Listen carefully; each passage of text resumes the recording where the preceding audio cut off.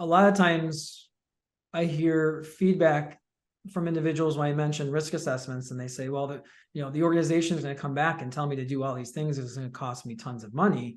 What if I can't afford these types of solutions that they want to put in place? What's the point of having a risk assessment if they're going to point out all these gaps, and some of them I can't close? Well, that's what risk management is for. There's different ways to deal with a risk. I mean, bringing in technology is not the only way to mitigate a risk. You can do risk avoidance. Sometimes we could get rid of risk by not doing something, right? Let's say that we have some publicly facing website or some capability that we really don't need. Then we could turn that off.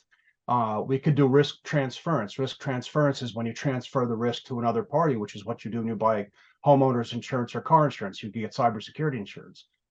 Risk avoidance, again, is avoiding a risk.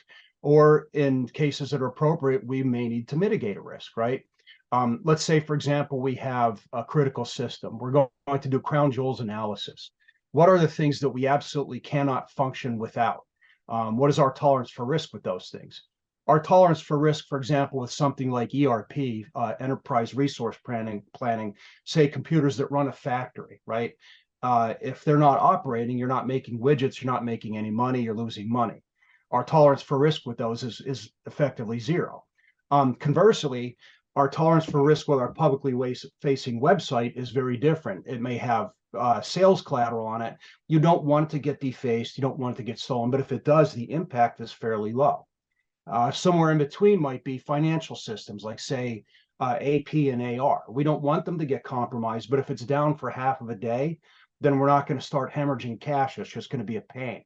And this is what risk management means. Risk management means taking a look at each individual capability, deciding how important it is to our organization, looking at the risks, and then whether some type of mitigation or transference or risk avoidance is appropriate, and then doing all of these things in such a way.